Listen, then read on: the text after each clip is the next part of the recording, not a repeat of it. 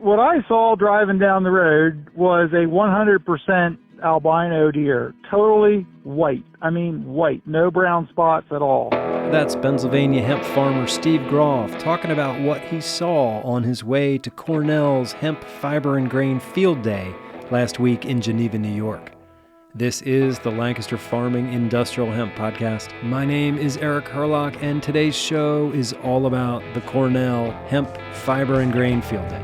We will hear my conversations with Christine Smart, Hailee Green, Kristen Santarelli, Shelby Ellison, Eric Ernest, Dalton Whitmer, Andrew Jacob and Case Bish, Moara Nyanga, Robin Destich, plus Steve Groff, Cameron McIntosh, and a woman named Privilege, the godmother of cannabis in New York. All that and more right after these messages.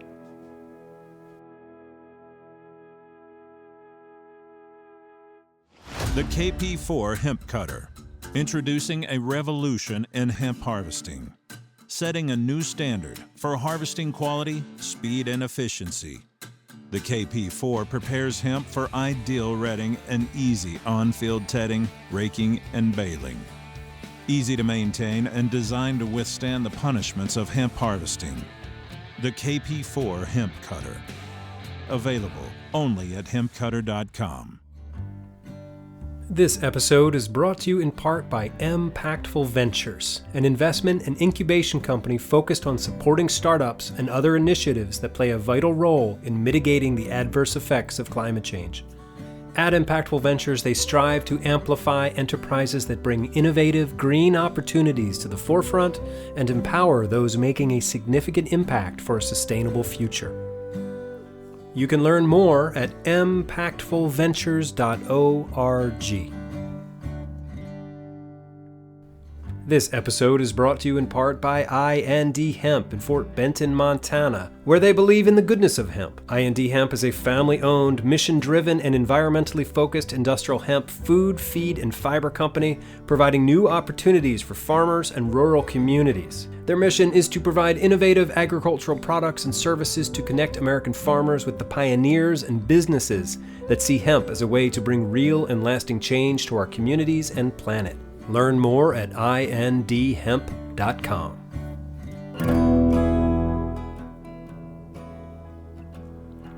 Okay, welcome back.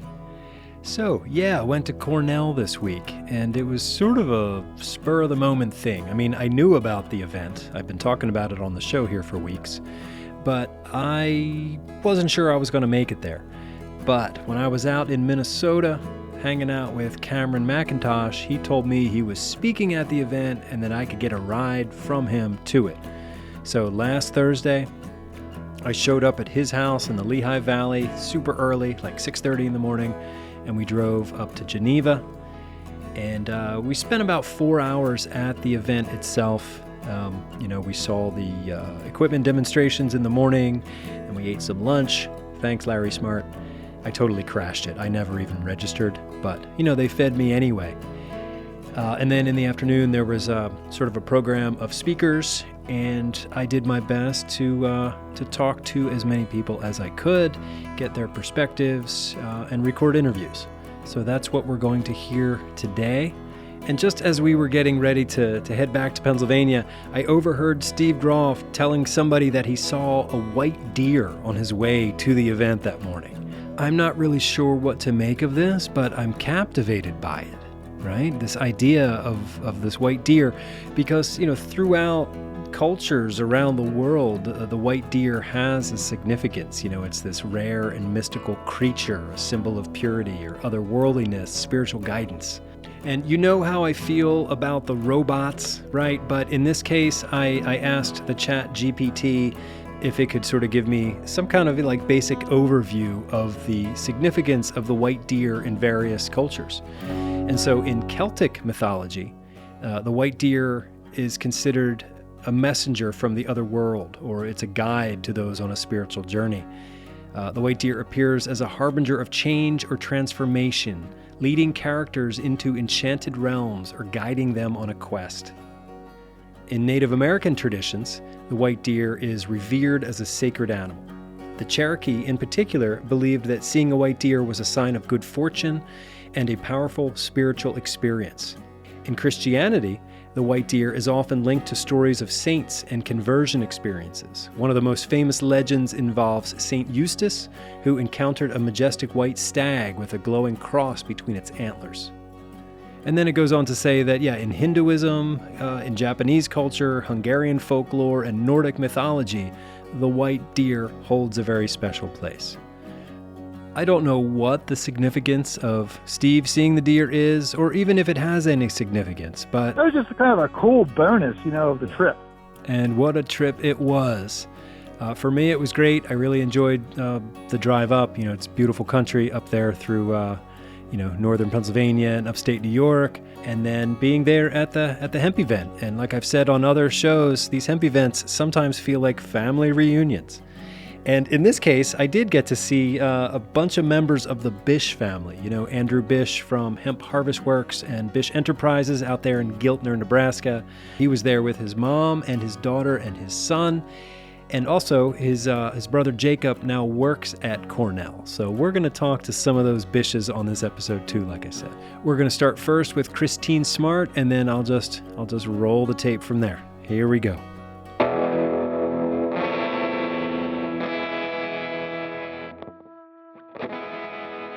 Could you introduce yourself, please? Sure. My name is Christine Smart, and I am the director of Cornell Agritech. Wow. Can you describe what Cornell Agritech is? Absolutely. We're part of Cornell University, but we are a campus of about 400 people here in Geneva, New York, which is about an hour and 15 minutes north of Ithaca, where the main campus is. Okay. And so what is your main area of focus as the director here? So as a scientist, I study diseases of vegetables and hemp. As director, it's my job to put out fires and make sure that we have the ability to have our vision and look to the future and really being at the cutting edge. Awesome. Now, so are you a plant pathologist? Is that right? I am a plant pathologist, a card-carrying plant pathologist. Wow, it's an honor to talk to you. Tell me about, some of the fascinating things about your work in hemp. Right. So I actually have 3 graduate students working on hemp. One student that spoke earlier today that's looking at establishment, right? So if we can get that hemp seed from seed to 3 or 4 inches tall, then it really takes off. And so we're looking at, are there pathogens that are preventing that establishment, or what can we do to help that seed establish? And so there are soil-borne pathogens that we're working on. And then I have a student that is working on Septoria leaf spot, which is a very common leaf spot of hemp here. Lots of growers have it. It's caused by a fungus. And she's looking for resistance, actually screening the hemp germplasm repository. And then I have a student that's working on downy mildew of hemp, which is particularly vexing here, where we have climates that have cool evenings, warm days, so you get those long dew periods. I have pumpkins and zinnias at home, and right now it's just powdery mildew everywhere. Absolutely. We work on powdery mildew as well, and actually working with Larry Smart's group, we have found some resistance to powdery mildew that we're really excited about. You bring up Larry Smart. Do you know him? I do know Larry Smart. In fact, I'm married to him. Larry Smart is our hemp breeder here at Cornell Agritech. And I will say that Larry absolutely loves your podcasts and puts them on in the car when we're driving because they keep him awake. All right. Well, that's good. That's good to know. Thank you. Thank you. I'm really happy that Larry stays awake when we're driving. All right. So tell me about this field day. What's going on here? We are so excited to be hosting, and we have about 150 people here today. We have everything today was outside. It's a beautiful day here in Geneva, New York. Not every day is like this, so we're happy today is beautiful. And we're showing people the equipment that they might want to use for harvesting, especially grain and fiber hemp. What we want to do here at Agritech is be the test bed, right? So, hey, this works great.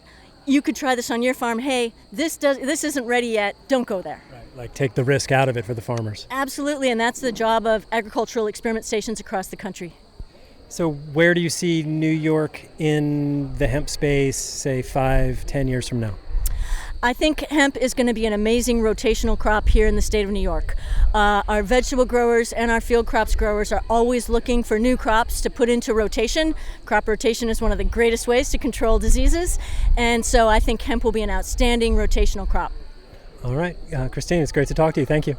Thank you very much, and enjoy your day. Let's start with the phrase in Polish that means, traveling expands the mind. Podróże kształcą, which means traveling broadens the mind, which is essentially the most important part of my trip in here. We've been traveling in the United States for the past four weeks. We visited all the places on the East Coast, east of Mississippi, and actually west of Mississippi as well.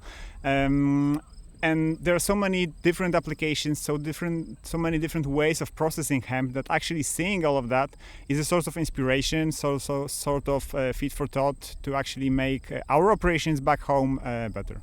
Excellent. So just a quick introduction. Tell me who you are, where you're from. My name is Maciej Kowalski. I'm from Poland. I'm running a vertically integrated hemp company. We are growing hemp ourselves, harvesting it, decorticating, cottonizing, which means opening fibers to individual fibers, blending it with cotton and other natural fibers, spinning it into yarn, and actually making it into hemp clothing.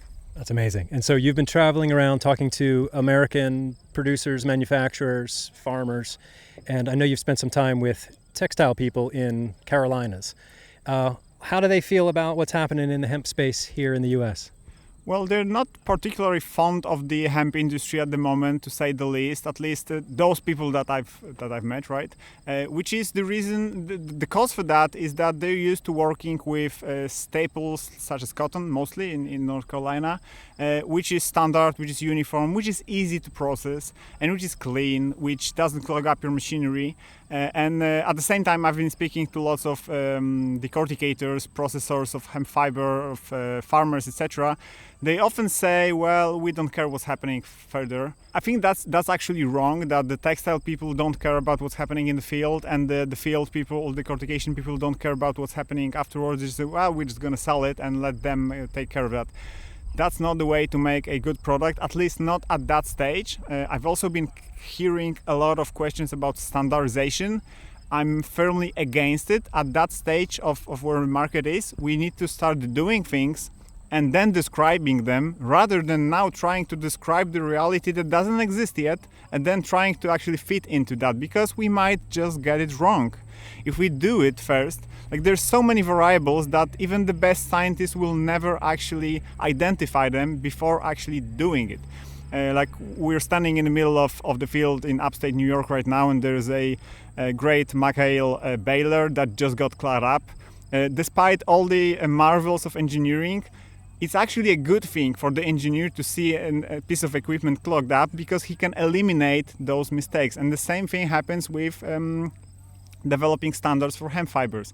If I have a whole value chain that I can actually grow it and then put it through all the processing, spin it into yarn, and actually wear it as a shirt for a couple of weeks, then I know if it's going in the right direction or in the wrong direction. If I change one variable, keeping all the others in same conditions, then I can know how it actually affected the end product. And that's how we know, how we learn. And setting standards is like training an AI model without the data. We need data first. So I'm actually in the business of generating the data for people that will standardize it later on. Are you looking to the U.S. to maybe start a business here? I've been thinking about it. I'm not sure what my mind is not yet set up on. I'm seeing an opportunity in here because there is a hole in the value chain from the seed. There's plenty of seed operators, farmers, decorticators leaving a decent quality raw decorticated fiber in copious amounts. And then there are wonderful textile people that have all the finishing stuff, all the cutting and sewing, all the knitting, weaving, etc. Even spinning it still exists in the United States. We've been to the spinning mill as well in Eastern Tennessee, and they just say the fiber is not good enough. And they are not in the business of preparing their own fiber. They used to be buying their own fiber for generations in a state that they can use their existing equipment, existing knowledge, existing technologies. So I see an opportunity here because we've done it in Poland. I'm not speaking it from a theoretical perspective. I'm actually doing all those things. So we know how to do it, admittedly at a small scale because we're operating on a 100 acres farm and we're just processing that amount. We're not selling any fiber, we're not buying any fiber, we just grow it for our own purposes. And I do see the opportunity of actually bringing that. Technology is even too big of a word because that's what you can find in the books from centuries, well, not centuries, but a century old books. Because bast fibers were with us all together, and then after the Second World War we got infatuated with the synthetics, which has their own use, but that's the human nature. You find something convenient, something good, and then everything else is bad. No, there are different applications for different things, and natural fibers will still have a significant part of like everyday clothing. If you're not a firefighter, if you're not a soldier, you don't really need Kevlar or you don't need fireproofed clothing. You actually don't want those things because yes, you can make hemp or cotton fireproof, but it's not essentially safe for you. The finishing is not really safe, right? So what plenty of people, even those criticizing Shein, Temu and those cheap Chinese imports don't realize is that it's not only bad for the environment, for the economy, for the labor back over there. It's actually bad for you, for the consumer. If you put on the clothing that is made not according to European and American standards when it comes to not only environment but also human safety, those things are not checked by anyone, including the producers. They don't know what they're using. And the sad story about it is it's not only about the fact that you're just going to wear a piece of clothing and you're going to get a rash. If you're going to get a rash, that's actually a good thing because then you know something is bad. What might happen, and there's a tremendous book to die for that I recommend everyone in the hemp industry, although there is not a single use of word hemp in it, but that's a opportunity for a hemp textile industry in that country and in the European Union to see. The author is describing a group of people that got some problems with fertility, with cancers that were associated to consumer products. With consumer products, especially textiles, because they are not tested, and there is no way a consumer buying a Chinese piece of clothing can tell if it was made with toxic substances. So that book was called To Die For. So that's the homework assignment you're giving to the hemp industry. All right. To Die For, spelled in the D-Y-E. Yeah. All right. Maciej Kowalski, it's great to talk to you. Hope you have a safe trip back home. Yeah. Thank you for recording it this time. I interviewed him a few minutes before this and forgot to press record, and he was gracious enough to let me try again. So you heard him say that he was traveling around the country for a few weeks. He was accompanied by his younger sister. Yeah, Julia, whatever. Yeah. So what has been your job here on this trip? Taking pictures, recording videos that we can then upload either to Maciek's LinkedIn or to the Polish Facebook website, whatever, so that people back home can see what we've been doing here in the States. All right, is this your first time to the States? Yes, it is. What's one of your, favorite memories that you made here in the past few weeks?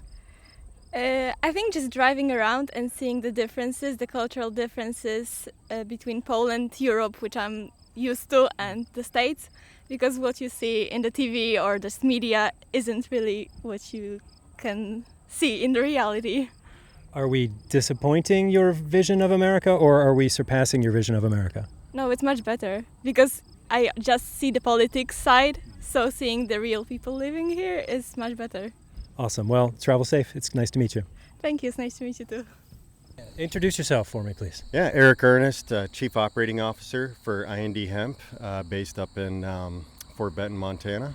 Where they believe in the goodness of hemp. That is correct. Yeah, we're all believers. Cool. Well, I guess I have to, full disclosure, everybody knows that IND Hemp is a sponsor of our podcast, so thank you all for that. Absolutely. So you're here at Cornell. Tell me about your trip so far. It's been a good trip. We were with the USDA, ours office, their field day yesterday, so it's good to see the research that they're doing. And then it's really beneficial for us to be here with the Cornell field day today. It's important to me because, right now I think when you look at the whole industry, we are all about learning lessons, right? Some of those we hopefully learn proactively, some of them are a little bit reactively. And so any research that can be done here can accelerate those learnings, and that's what it's going to take to be successful as a company and successful as an industry. All right. So tell me a little bit more about the germplasm tour yesterday with the USDA. That was really interesting. Over 450 different ascensions, I believe, that we looked at. Some of the lessons learned, I think, can be applied to what we do at IND Hemp in our crop selection and how we grow. So, yeah, it was good.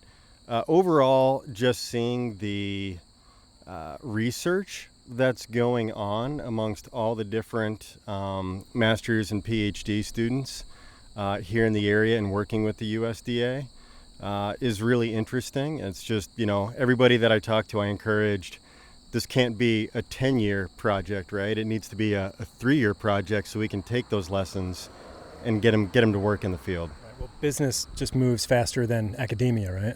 It does, and there's a bit of a push and pull, right? And sometimes it's business that creates the opportunity for the researchers, but those researchers can in turn create opportunity for us and help make us more efficient, and ultimately, give us the data or provide us with the data so that we can make better decisions. So is there any sort of nugget of wisdom that you're taking home from here that the team back in Montana will benefit from? Well, I think I hear a lot, especially speaking with Maciej today from Poland. It's something that we know internally, and we just got more information today to really reinforce the message that good fiber is made in the field. And it starts with agronomic practices, right? And if you go back to IND Hemp's history, one of the first employees we hired was an agronomist to help us make those decisions and help us learn those lessons year after year. And so it's been good to see that, right? And just hear of other lessons that are being learned in terms of, variety selection, field selection, pest pressure, weed pressure, and how other companies are handling those issues. What was something that Maciej said that stuck with you?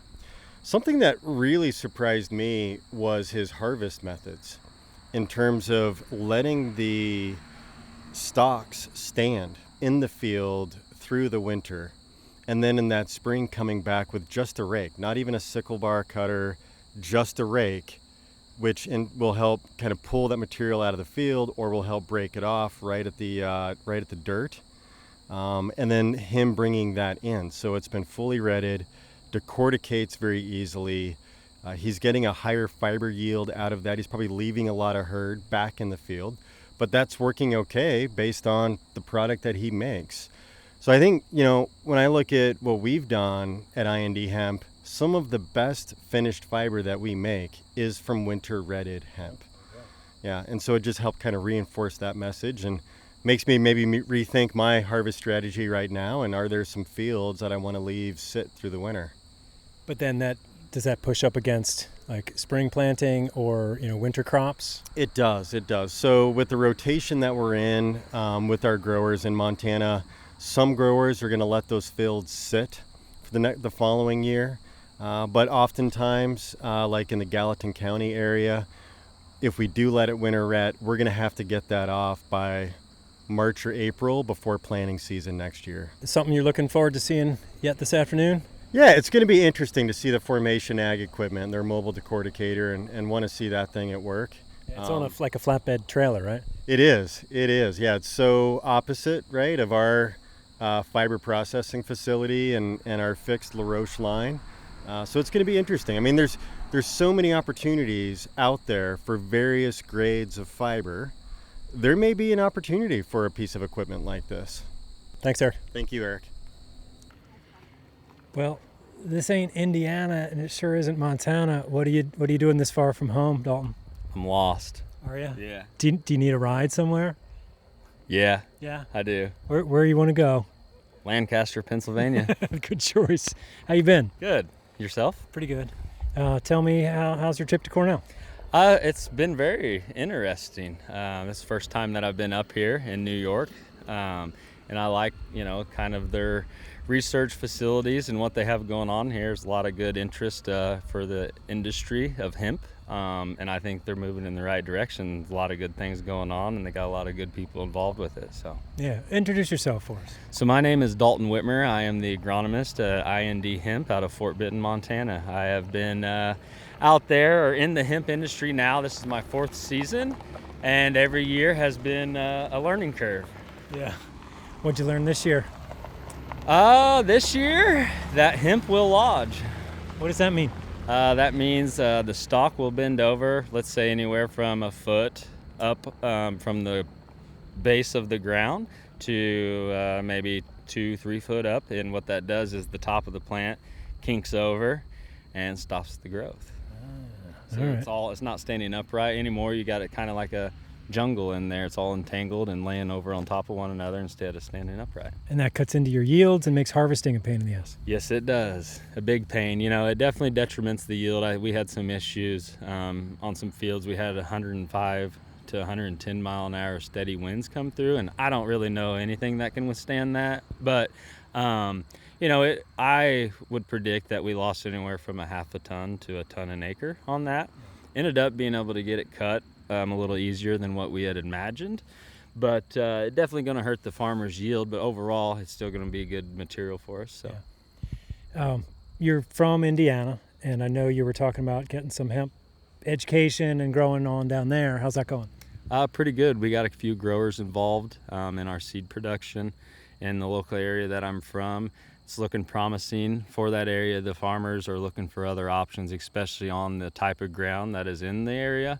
Not corn and soybeans don't grow on every acre down there. There's a lot of reclaimed coal mine ground, and that's kind of where we're focusing on it. And it seems to show promise on that type of ground, and the farmers are willing to give us a shot. So That's cool. All right, we're going to see you out in Montana in October next month. Absolutely, I'll be there. All right, thanks, Dalton. Travel home safe. Thank you, Eric.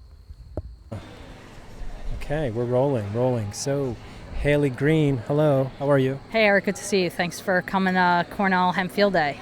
Yeah, this is my first Ivy League field day. Hopefully it's not your last. Hopefully.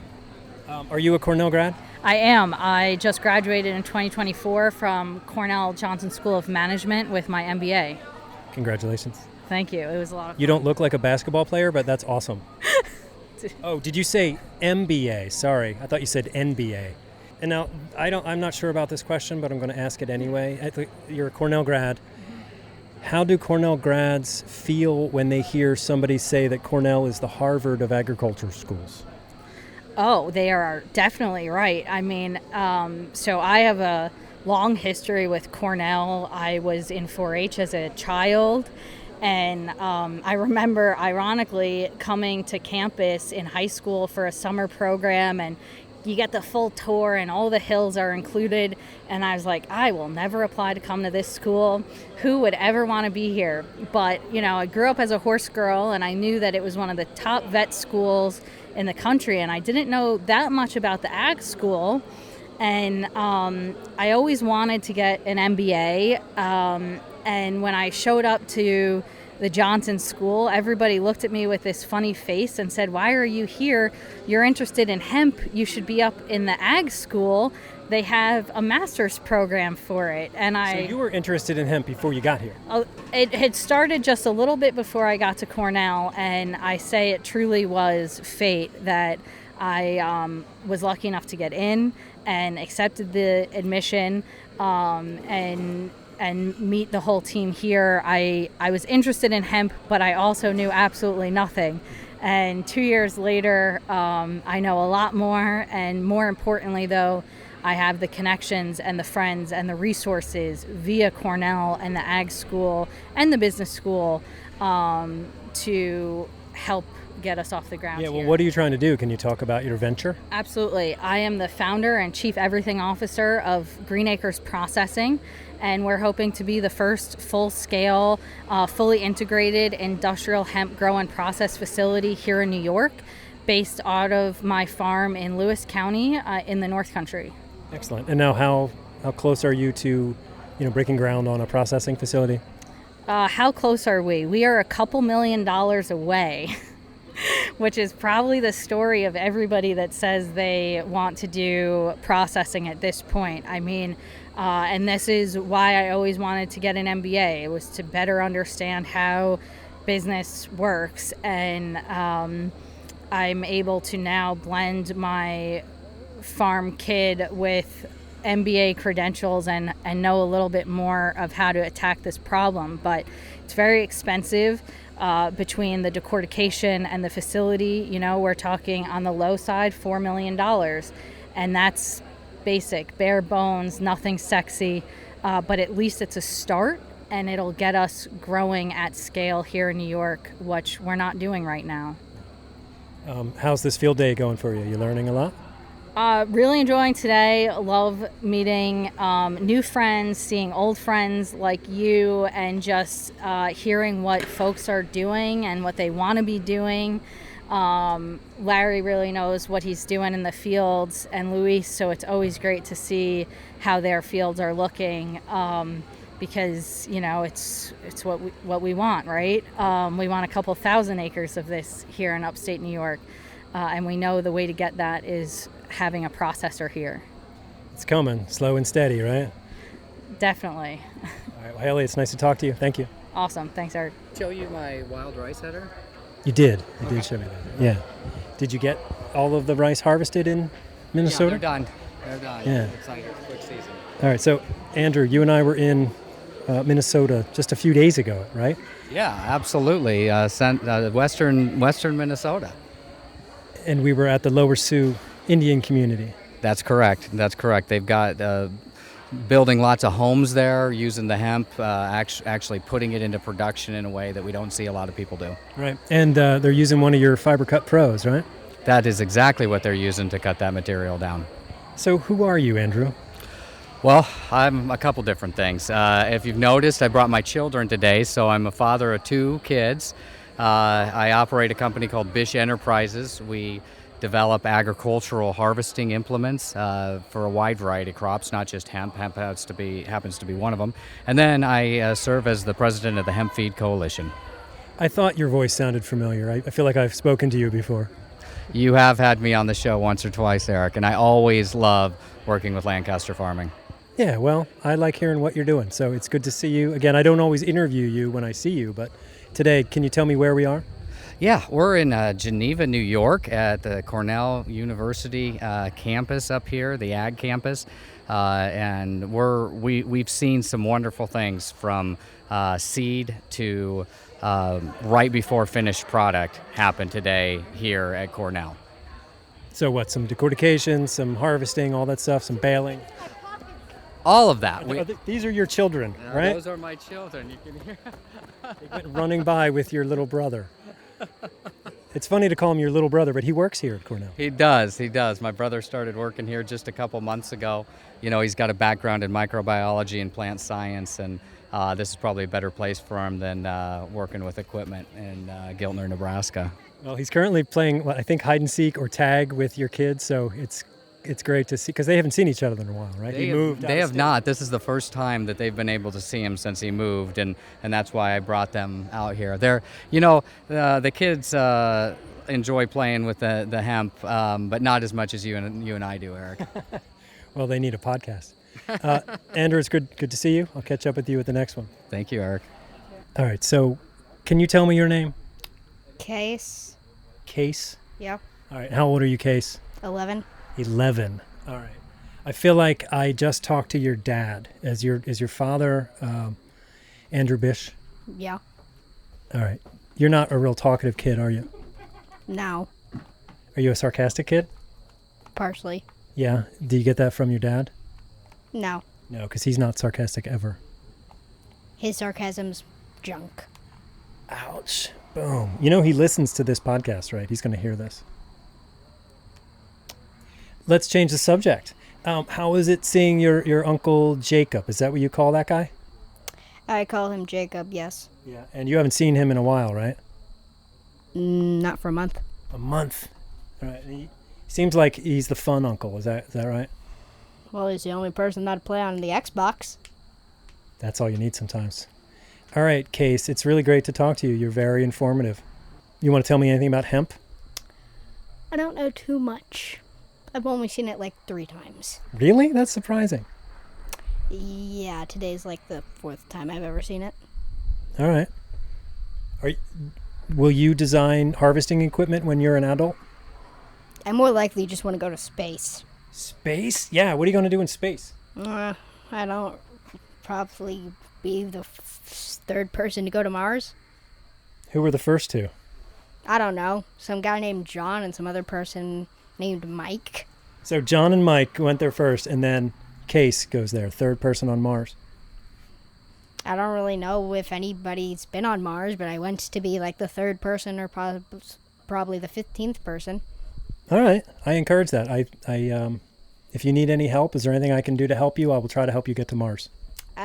No, not really. I don't really have anything to do that, but I might also be a Lego modeler, like those people that design Legos. Yeah. Yeah, like Zach, the Lego maniac.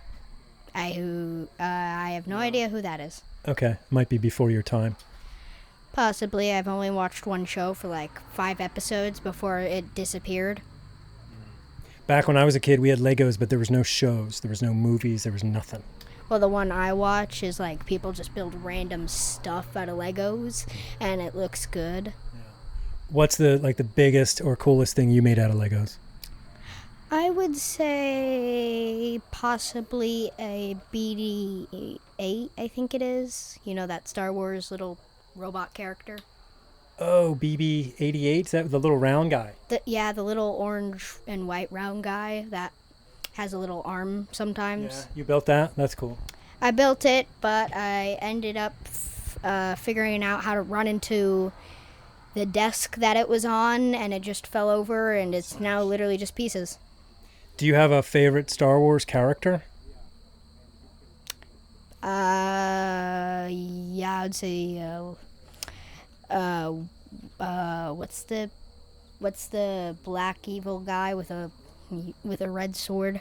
Darth Vader? Yes, Darth Vader. I haven't watched Star Wars in so long. I've never even heard the names for like 3 months, possibly. Wow. And you forgot Darth Vader's name? Just complete forgot, yeah. Oh.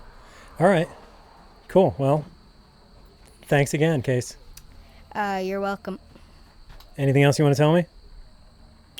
I want to also possibly just be a person that like designs planes, trains, and just stuff that transports things, probably transports people or bombs. Really? So you're going to be an engineer? Engineer, yeah. Something that transports something, possibly a plane that transports bombs or... Yeah, you said that once already. I don't know, I find that strange. Well, a lot of people build stuff to transport bombs. I guess they do. Yeah. And it's kind of a job people take over. Yeah. So that's kind of probably going to be a job that I'd take over. All right. You're designing things to drop bombs. All right. I think there's still time for you to like figure out another path. Or just like stuff to transport people, like what Boeing did. Oh. Yeah. Or it could just be like bombs that you don't drop them, but you take them to like save people that are in need of. Like love bombs. No, like I'm talking about like in case like a tourist is like at a building, they'd possibly like take ammunition and grenades over there if they're out, possibly. I guess. I'm not sure where this conversation took the turn into warfare. I'm more of a gardener musician. Darth Vader, right? Darth Vader kind of is in the middle of warfare. All right, so, Case, good luck to you. Thank you. See you later. Alligator. After a while, crocodile. Jacob, I've talked to your brother. Great. And your nephew. Case, yes. And I had talked to the guy who helped you get the baler figured out. So can you, first of all, introduce yourself and then tell me about the demonstrations that you're doing today here at Cornell? Yeah, hi, Eric. I'm Jacob Bish. That was a lot. I'm sorry. It's good to see you here. So we had the 2024 Cornell Hemp Field Day today, and we had a couple equipment demonstrations. We started with a Bish fiber cut harvester, so we cut a crop down. We then used a Monarch electric tractor to rake that hemp into a windrow. We then take some previously cut and windrowed hemp and baled it so that people could see that process from beginning to end in the field. where then we moved some material to our fabric barn, where we ran our decorticator to process that and show people how you turn a crop from growing in the field to your end products that you can sell to manufacturers. Yeah, it was a really good, well-paced event. We got to see all aspects of it. How is your job here? I know you just moved here in the summer, right? You took on the job as, well, tell me what your new job is. Yeah, so I just got a job here at Cornell Agritech with Larry Smart's team. I'm a hemp research support specialist. So I just started July 22nd, so I'm just under 2 months in. It's been great so far. I've got a great team. Larry's got a lot of smart people working on various projects, and with all of this specialized crops that he works with and the specialized equipment he has, I'm the pair of hands he needs to help maintain the equipment and keep it running so that the researchers can really get the data they need so that we can provide our information and our value back to the stakeholders and to the public. That's super cool. Awesome. I saw you connecting with your family. You're playing, what, hide and seek? We were playing a game of tag, yeah. I have a little bit of rambunctiousness out here. Good to blow off some of the steam, but yeah, it's good to bring some of that family energy to these field days. You know, for sure. Farming is very family oriented, so when you see kids laughing and having a good time, it tends to just elevate the mood. Amen to that. Thank you, and good luck in your new position here at Cornell. Well, thank you for everything, Eric. All right, Shelby, could you introduce yourself? Yes, Shelby Ellison, University of Wisconsin-Madison. Yeah, keep going. Tell me everything. No, I'm an assistant professor there working in alternative crops, specifically hemp. All right. Well, tell me about the work you're doing. I feel like you're working with some feral varieties. Is that true? That is very true. Yeah, we are trying to collect all of the feral hemp germplasm or feral cannabis germplasm across the United States to preserve it and put it in the USDA seed bank. And can you talk about like the range of that feral hemp? Absolutely. So we actually use iNaturalist as a source of information for citizen scientists that identify cannabis that they've observed, and they'll write down the GPS coordinates. So you can use that app to find cited cannabis. And so if you look at that right now, you'll see that it's mostly heavily centralized in the Midwest, which is indicative of where it was mostly grown in the 1920s through 50s, or most recently. So we have very good coverage across the Midwest, about 10 states that we've collected heavily, but you do see some expansion into eastern Colorado, northern Oklahoma, all the way to central Indiana. But yeah, the ultimate goal is to collect as broadly as possible, but for now, I think we have 14 states that we've collected across. Well, and those varieties have just been out there in the wild, surviving and getting stronger, and I imagine they have a lot of information that our geneticists really would like to have. Can you talk about that? Yeah, the goal with that material is, yes, because it spans different climates, you know, it goes from kind of wetter in the east to drier in the west, and it has different latitude range, so there's going to be different insects that or different pests, perhaps pressures across those regions. So maybe those different feral hemp populations have become adapted to the different pressures in their area. So they're useful sources of genetic diversity that you can use in breeding programs. And yeah, so the broader collection we can get, the more likely we'll get those adaptive genes. Okay, so do you think the future of, let's say, fiber or grain varieties in the U.S. will be sort of like a hybrid of feral varieties and, you know, European or Chinese varieties? Or what does sort of the future look like with feral hemp in the picture? Yeah, so we're starting this summer. We actually are growing a common garden of all those materials we've collected. So that's just a collection of everything growing in the same environment to start collecting data.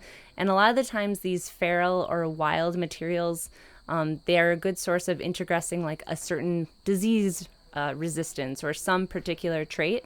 So the more molecular tools that we have to kind of help bring those good genes in from the feral material into these elite cultivars, that's going to be great, because they are feral wild plants, so they have some icky traits as well, like they love shattering their seeds and they have seed dormancy and things that farmers do not want. So normally you're just pulling a couple of select genes and putting them into the elites. All right, so those characteristics of the feral hemp, that's for their survival, though, right? Yeah, those are weedy traits, and that's why weeds are so good at surviving. Can you talk about the different varieties of feral hemp? Do you have a lot of varieties? Yeah, we across the 14 states, we've made well over 1,500 individual plant collections. So collections of plants, they can each offer different benefits, but we kind of like to have them grouped together by geographic range, and we have looked at the DNA and we kind of know how they're similar. But when we grow them out into the field right now, this summer we're doing this for the first time, we're starting to collect data on, what is the plant height, what is the stem diameter, flowering time, the ratio of males to females, is there more pest pressure in some of the populations, and certainly there are differences amongst them. So I think they will be a great starting point for people to evaluate for these types of traits. That's cool. Can you tell me about sort of like the hemp program at University of Wisconsin? Yeah, absolutely. So we came in a little bit later to the game, but it's been really interesting. Wisconsin has a really deep connection to hemp. We grew a lot of hemp in the 20s and 30s, and lots of people that I talk to when I'm making these collections, they have grandparents that grew hemp and they have a story to tell. So there's certainly a lot of interest from Wisconsin growers. Since it's been legal in Wisconsin to grow hemp, we've had a lot of producers and growers. It grows very well in the state. So yes, I'm very interested in preserving these genetics, starting pre-breeding programs, working with the USDA and other academic institutions to figure out what grows well now, what traits do we need for the Midwest. We also have created something called the Midwestern Hemp database, where all of our variety trials, we put information into that database so farmers can go see the yield of different grain, fiber, and high cannabinoid samples, as well as compliances. So we've grown these 50 to 100 times across multiple sites, and we have data on all of that. So it's a really good database for Midwestern growers to find adapted varieties. All right, and where can people access that data? Yeah, so at the University of Wisconsin, we have the Emerging Crops website, but if you type in Midwestern Hemp Database, it will pop up and you will find it. All right, cool. I will put a link on the show page for this episode too. Thank you, Shelby. Great. Yeah. Thank you. Thank you very much. There's no wrong way to do this. No, thanks. I'm happy to talk about it. Or there's only wrong ways to do it. So, yeah. All right. Thank you. It's great to hear from you. Good. Hello, Robin. Could you introduce yourself? Yeah. Hi, Eric. My name's Robin Destish. I'm with Cornell US Seeds and Consulting. Yeah. You sound familiar. I feel like I've talked to you before. Yeah. This has happened once or twice. Amazing. It's amazing. I don't remember. Yeah. I feel like the last time I saw you was in Pennsylvania, and the time before that was in Prague. Yeah. That's true. Both great events. Love the hemp education. Yeah. So how's this one going for you? That's tremendous. This is, I think, our third year up here at Cornell. We've worked in the seed industry for many years. Cornell's great research in the seed industry and agronomy, genetics, farming. You learn so much coming up here to these events, hanging out with the researchers and learning about different fields of study. It's really awesome time. Yeah, and you've got varieties up here. Tell me about the varieties that they're growing for you. I do. We have Futura 83, Fibror, Muka, Mona, Ostara, Xanthica. Might be missing one or two, but... How do they look? I really like the Mona out here, I'll tell you what. They nailed it. They're great growers here. I mean, can't say enough about Luis and what he does on the agronomy side. Just fantastic looking crops out here this year. Cool. All right, Robin, well, it's good to see you. Thanks so much, Eric. Appreciate you. Yeah, well, you're going to Japan soon, right? Yes, we'll be heading out to Japan in a couple of weeks. And will you report back, do you think, from Japan? Absolutely. Yeah. Hey, you signed me up. I'm happy to talk with you about the trip. Absolutely. Right here, I'm deputizing you, okay? Yes. You're a deputy Lancaster Farming podcast correspondent. That was on my bucket list, so I'm glad we got there. So we make dreams come true. Yes! All right. Thanks, Robin. Thanks, Eric. Hello, Maura. Could you introduce yourself for me, please? Hello. I'm Maura Nganga. Also goes by the name Livingston. I'm based in St. Louis, originally from Kenya, but now based in St. Louis, Missouri. Okay, and what do you do out in St. Louis, Missouri? So my background is in plant genetics, and I'm working with a company called Saluna, Saluna. You can check us out. We are breeding hemp for grain. The grain is going to go into animal feeds, and renewable diesel. Okay, and so why did you come out to the Cornell event today? Really, coming out here is about connecting with people that are in the industry. We have some growers here, we have some academic researchers, we have some processors that will be interested in buying the grain, but also for personal reasons to really get to understand the crop better. There's people that are doing things that we haven't even thought about, whether it's in the textiles or building spaces, or even remediation of contaminated soils. And so all these are, I think, amazing things that can be done with hemp, and I'm just here to learn all of it all. All right, and we met each other last month at the Lancaster County Hemp Circuit, right? Yeah. What were your thoughts on that? What did you get from that? Oh, it was pretty good. The parts that was done by Sarah of King's Agri-Seeds, she's amazing.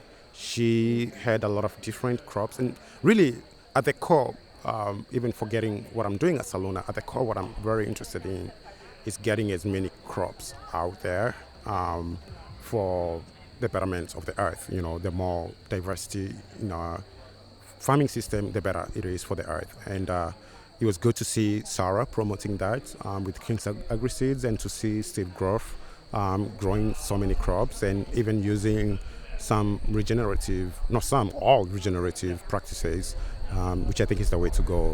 We've harmed the environment, and I think we can only,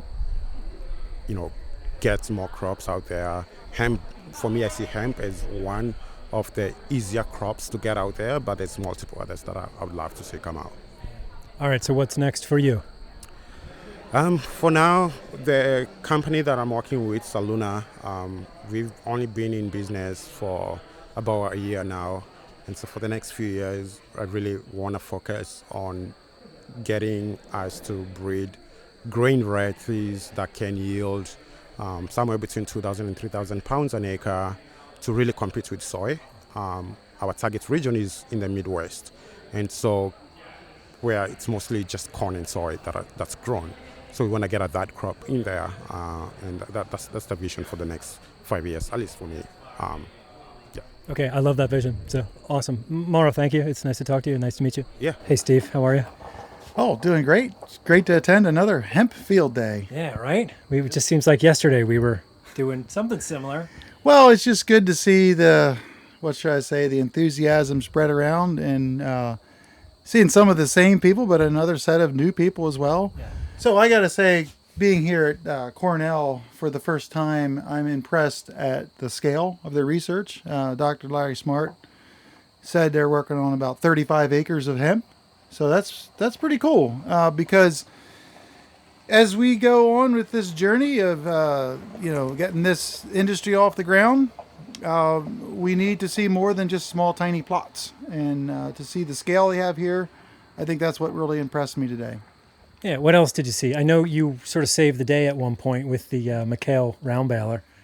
Yeah, it's kind of interesting that, when you do field demonstrations, it seems like whenever you have a crowd of 100 people watching, that's when things are going to go wrong.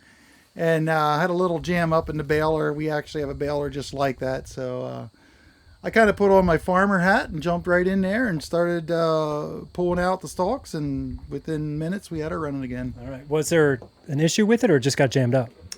Not really sure what happened, but it's in good hands here. They got Jacob Bish here now working. So, if there's anybody can fix stuff or figure stuff out, they can. So I saw a post that you are shutting down your CBD operation. You want to talk about that a little bit? Yeah, it's been kind of a bittersweet moment. We started back in 2019 growing CBD. We know what happened to that. And, I pivoted quickly, knowing that if I'm going to salvage anything out of it, I need to have my own brand. We did that and really had a very loyal following, if you will, customer base. But never really enough of customers to really keep it, momentum going. And it's been tough. We went into this thinking that we could utilize social media to market it, and we just been shut down every which way we turned. So, there's no regret for what we did. We tried, but it just felt right. It was felt time to kind of close that chapter, and again, it does give me more time to focus on our fiber hemp, which I'm laser focused on now. So that's kind of the rationale behind it. But don't regret it. But is it maybe that's sort of like an indicator, like, okay, the CBD boom is over, Steve Groff is out? I guess you could say that. That sounds a little depressing, but no, I meant it as a positive thing. Okay, and maybe we'll edit all of this, Steve. No, that's you know what, Eric, we could just roll with it. I'm good with that. The more I get delirious after a while, just like yeah. Well, it's been a good day of learning here, and I'll just say, just wrapping up our CBD venture that we did. Glad I did it, and I guess one of the things I want to say is there's nothing probably has gratified me more in my farming career than to have people tell me that they have a better life now because of the products that I grew, and that is the most disappointing thing for me. And I could go on a tangent here why I believe the CBD ended up the way it is. Not going to do that. We're going to wrap it up, sunset it, we move on. There's other opportunities out there to help people, and that's what I want to do. So there you have it. All right, Steve, thank you so much. Appreciate what you do. Likewise, Eric, thanks. All right. Hello, Bill. Could you give us an introduction, please? Hi, my name is Bill Schick. I'm the Ag Director for the PA Flax Project. All right, and what are you doing up here at the Cornell Hemp Field Day?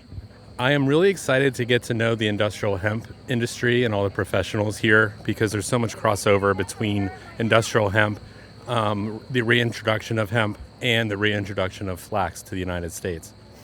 And so have you gotten some good info here today? I definitely have. I'm kind of following up from a great field day down in Lancaster County, seeing a lot of the same people here, getting a lot of really good advice on everything from the farming to the marketing and to the processing, and just really making some good connections for research and development of flax.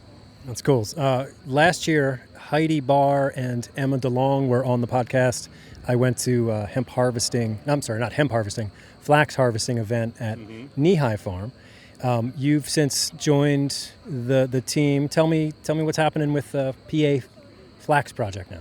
Yes, since last year, we were the recipient of a USDA grant for organic marketing and developing of the flax industry. And so that really allowed Heidi and Emma to take it to the next level and start hiring staff. I just came on in May, so all I'm focused on is the growing of flax and recruiting farmers. And then we have other people on our team that do education. We have other people on our team that are really good with the textile industry. So it's really letting us kind of get the ball rolling. They really have been doing this in their spare time for the last 4 years. And now Heidi is fully focused on it, and she has a team to also be fully focused on it. So it's a big deal. Yeah, and you guys just got a new harvesting piece of equipment. Can you describe that? Yeah, this is true. We received some harvesting equipment from Belgium. It just came over this summer. It has taken a long time to get here because this equipment hasn't really been sold in the United States. And so we're one of the first people to receive it. And so it arrived too late this year for the summer harvest, but is ready to roll next summer when we're ready to harvest flax. And it'll most likely be at Lundale Farm and some other farms that we're trying to line up to grow up to about 50 acres next year. All right. And so if anyone listening is interested in talking to you about growing flax on their farm, what's the best way to reach you? I would say it's my email, and they can also check out our website, the PA Flax Project. And then my email is simply ag@paflaxproject.com. And I'm always happy to talk about flax. We're really seeking growers and farmers that have experience growing grain because it's similar to growing like wheat or oats or other crops like that. And so we're looking for farmers to experiment with flax and to hopefully join our cooperative. All right. Thanks, Bill. Appreciate talking to you. Great. Thank you. It is so cool. It's nice. It's like amazing. Yeah, it's like 15 degrees cooler in here. You feel it when you walk in. Yeah. 15 degrees cooler. So what did we just walk into?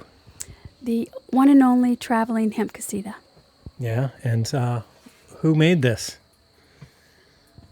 It was made with Kansas State University, sponsored by Right Coast Hemp. Prior was Hearts of Mercy. Yeah. So Mike, you've been on our podcast before. It's good to see you again. Hello. Yes, good to see you too, man. Thanks. Yeah. Trying to get Kristen to talk. So, Kristen, could you introduce yourself a little bit? I'm so excited. I'm just too excited. Tell us who you are. I am Kristen Santorelli and the founder of Right Coast Hemp. And moving forward, and very excited to be in the field and the amazing people I'm meeting around the world. Tell us about Hearts of Mercy and how it intersects with Right Coast Hemp. I started Hearts of Mercy 14 years ago, just out of my home, and we reach out to underserved youth. We offer tutoring, mentoring, art classes, music. We are expanding. Just, it's amazing how quickly people are just attracted to what we do. We are 100% volunteer run by just hearts, and we reach out to the underserved. And I believe that now what's happening in the industrial hemp arena, we will be able to bring an income in that will sponsor children around the world. And I am meeting amazing people growing hemp around the world so we can sponsor children everywhere and change the world. All right, that's awesome. Tell me about a little bit more about this hemp casita. I've seen it around now. So here it is in Geneva, New York. I saw it last month in Pennsylvania. Yes, and just colleges are interested all over the place. So it will go now to Stockton University, I think Rutgers University. We have a workshop coming up right around the corner. We have an amazing workshop coming up, and I want more people to come. This is a one-time opportunity, first time in New Jersey for this. In Manahawkin, New Jersey. September 20th through the 22nd? Is that right? Yes. Friday night's our welcome party. Just anyone is welcome to come Friday night, no charge. Come, meet us, meet our builder from Vermont, Tom, and then Saturday full day and Sunday we have a hands-on workshop, and we're building a wall, and the casita will be with us. So, all right, it's great to talk to you, Kristen. Thank you. Thank you. Sorry, I'm just going to climb in here. Hi, can you introduce yourself? Hi, my name is Nicole Jai, also known as Privilege, the godmother of cannabis in New York. Wow, and so you are the first... Yes, I am the first Black woman to get a hemp license in the state of New York. I got my hemp license in 2018, and I was grower number 152. There was one other African-American man by the name of Ira Fair. He was grower number 10. Cool. So tell me about your operation. What are you growing? So right now, I have a license. I have every license to grow hemp except processing. So I'm fully integrated in the state of New York. I manage about 12 farms. I work with the Amish community in growing hemp in the state of New York. And 2 days ago, I was just awarded my micro license for adult use cannabis in the state of New York. Cool. Congratulations. Thank you. Cool. All right. So what'd you get out of the field? What did you get out of the field day today? Oh, well, everything. Where the first field day that I attended was back in 2018 is where I met my Amish community. And I work very closely with Professor Smart and the hemp program in New York. He's provided fiber varietals for my Amish to grow industrial hemp. What's the plan? What do you make products? Where do you market? Yeah, so we have products. The Amish have products that they've made. The goal is to create a brand. We already have the entity. It's originally grown Amish made, so OGMA, and we will be putting the finished products that Nahi Farms grows out as finished products. So we are working on a product line for OGMA, but Nahi is the farm, NAHE. That is the farm that has the licenses to grow and produce hemp in the state of New York. Cool. Is there a website where people can check out what you're doing? Yes. The website is www.naheus.com. And my other business is Bossy Buds, BOSSIEE BUDZ. That is the cannabis company. And one other thing I would like to mention is the Cannabis Association of New York. I am a member of the board. I'm actually now the vice president of the Cannabis Association of New York. And that is an organization that has been advocating for cannabis and hemp since the beginning of New York getting licensed back in 2017, 2018. And they are a part of the reason why hemp farmers were allowed to grow first. So they do a lot of advocacy and network and outreach and education for hemp farmers and cannabis farmers in New York. Cool. Awesome. Well, it is a privilege to talk to you. So it's nice to meet you. Thank you so much. Same. Thank you. And there you go. That's everybody I talked to at the event at Cornell last Thursday, September 12th. But the show's not over yet. So I mentioned in the beginning that Cameron McIntosh was giving a presentation, and I've seen him give this presentation twice recently, once out in Minnesota and then again here at Cornell. And there's a couple of things in his talk that I think, folks need to hear about. So I caught up with him earlier this week to talk about it. So I'm gonna roll that interview now, and I'll talk to you on the other side. All right, Cameron, you there? Yes, sir, Mr. Herlock. Yeah, so we went to Cornell last week, right? Yeah, man. Yeah, good show. I rode shotgun. Yeah, thanks to shout out to Larry Smart and everybody else at Cornell. That was a really great day. We got to meet Mama Bish, right? That was a big deal. I have met her before. Have you? Yeah, there were many Bishes in attendance, as well as many folks from I&D. So people from all over the country. It was pretty cool. Yeah, the newest Bish I met was Case Bish. Yes. Yeah. Yes. Yeah. Anyway, did you hear anyone talking about a white deer when you were up there? A white deer? No. A white deer, like a doe. Like an albino deer? Exactly. Ah, interesting. No, you didn't hear anything about that? No. All right. What are your thoughts on the significance of a white deer? Well, genetically, it's pretty rare, I assume. So, and I know, and I'm not a hunter, but they're prized by hunters. So it's even rarer when they reach maturity because they're taken out pretty quickly. Right. Okay. But other than that, there's no symbolic nothing. Nothing. Yeah. It's not my Patronus or anything like that. Fair enough. Right. All right. So the week before we were in New York, you were there out at the Minnesota. We were out in Minnesota. The Lancaster Sioux. The Lancaster Sioux. No, that's appropriation, Eric. Nope. So, the week before that, we were out in Minnesota at the Lower Sioux Indian community, and I saw you give a presentation, and you pretty much gave the same presentation last week at Cornell, and there's a point that I heard you make twice now, same point, and it's sort of around, what hemp is, what it's sort of the larger story, and I don't know, you know what I'm talking about. Can you explain what I mean? I think. I'll try. It's the idea that what we are doing is important and of interest right now to the federal government and to, in our particular case, large construction firms who are interested in decarbonizing their construction. So for many, many years now, the Department of Energy has been very focused on operational emissions from a building, i.e. the cost and the energy inputs to heat and cool and maintain a space. They have not, until recently, properly acknowledged that there's more to the story. There's the embodied carbon as well. So think, if you will, where you were able to hit high performance targets for a building's energy efficiency with a material like spray foam. Not the nicest material on the planet, certainly not sustainable, but they didn't care back then. It was all about operational energy. Right now, the focus has shifted. We've seen this within the EPA, USDA, Department of Energy, and the DoD, where they are very interested now in, and this is the key word, bio-based solutions for decarbonizing construction.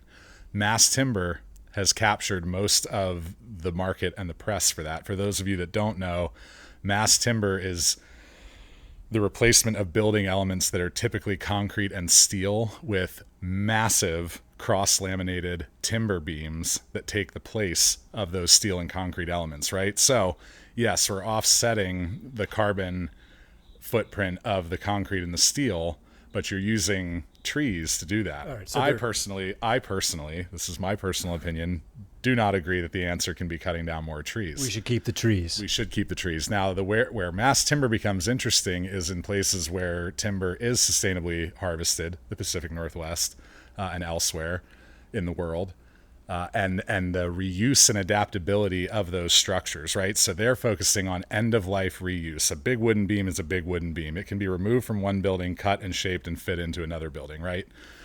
Where we are operating as a bio-based material with hemp for all types of materials is as a rapidly, agriculturally, and annually renewable feedstock. There are others like that. straw panels, bamboo, bast fibers like flax.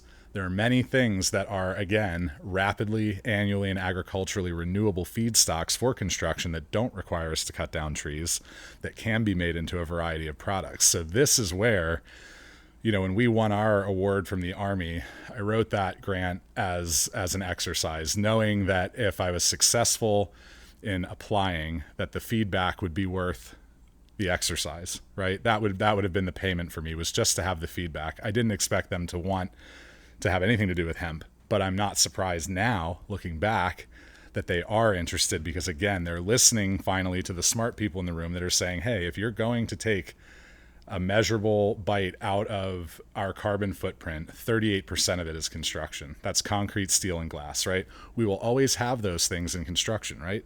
Concrete, steel, and glass aren't going away. People need to live places. Right. And we need to build buildings of a certain size, and for certain applications, those materials are never going to go away. But what we can do is start using materials like, again, hemp, straw, bamboo, rapidly, agriculturally, and annually renewable feedstocks to offset the footprint. So you have to have concrete in the foundation of your home, right? But are there materials like hempcrete that can be used to offset that footprint, that are carbon sequestering, that overall the footprint of your building can be close to zero or even possibly less than zero? So that's really exciting. So again, we need to, this is the phrase, pocket the reverence for the plant. We all love hemp. We all know why hemp is great. Personally, I still feel like it's a more versatile, rapidly, annually, and agriculturally renewable crop than some of the others. And I think from a carbon sequestration standpoint, hemp does things in a different way. But again, what we need to focus on is the fact that we've got a solution here for decarbonizing construction, and it is bio-based. USDA has a bio-based program. They released a report earlier this year at a roundtable discussion that I was invited to right here in PA at an agricultural research service center for the USDA in Wynmoor, where they released a hemp research needs roadmap. This is the USDA wrote this.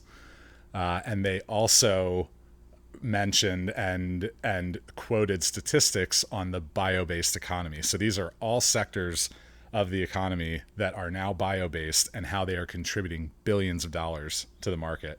So again, when you look at, and this is the other half of what I've said, you look at the tale of two plants. The FDA has completely refused to regulate CBD. They've sat on their hands.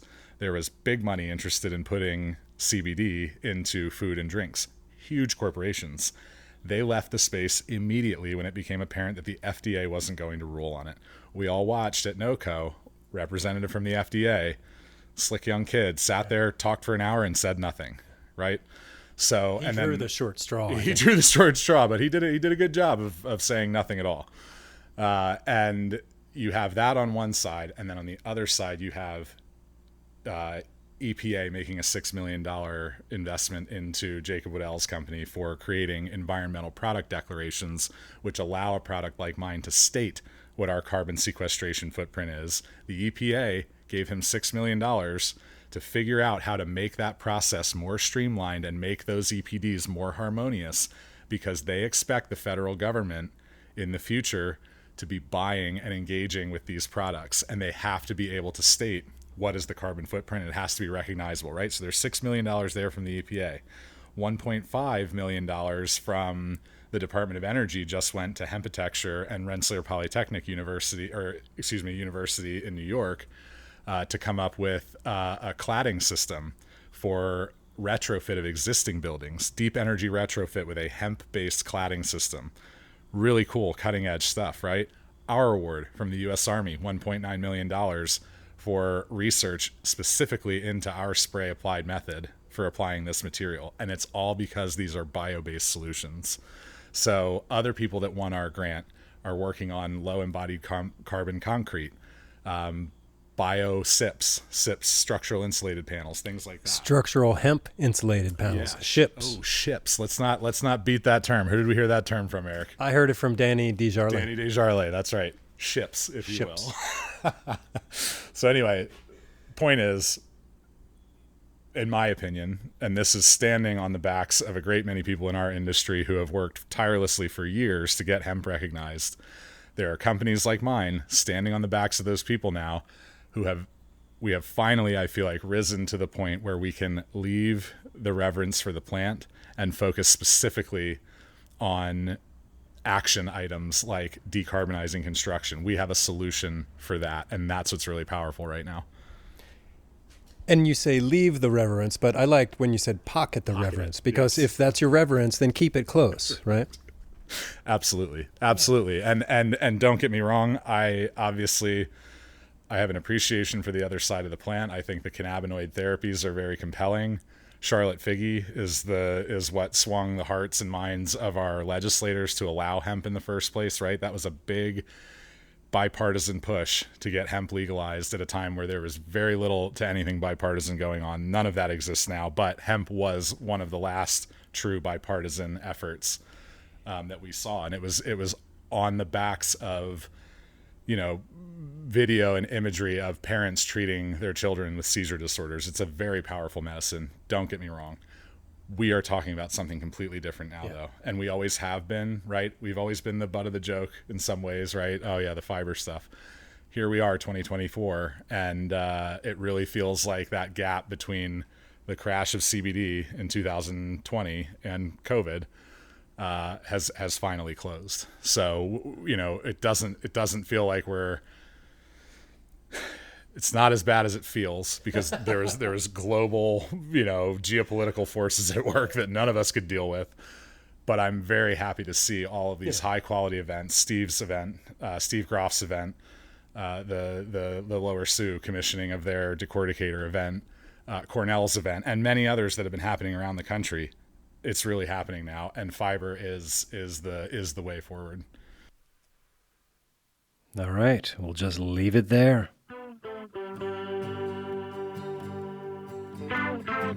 Thank you for listening to the Lancaster Farming Industrial Hemp Podcast. My name is Eric Harlock. I am the Senior Digital Editor at Lancaster Farming Newspaper, the greatest agricultural newspaper in the world. Check us out online at lancasterfarming.com. Sign up for our newsletter. Subscribe to our newspaper. Listen to our other podcasts. You can do so much at lancasterfarming.com. All right, well, thanks again for listening. If you have any questions or comments about something you heard on this episode, please don't hesitate. Just reach out to me. Send me an email. Send it directly to podcast@lancasterfarming.com.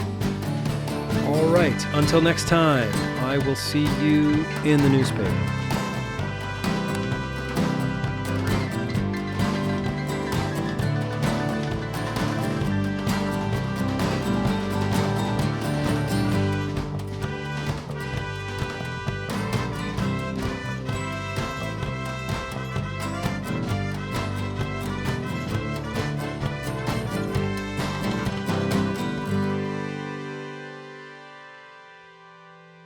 Industrial hemp.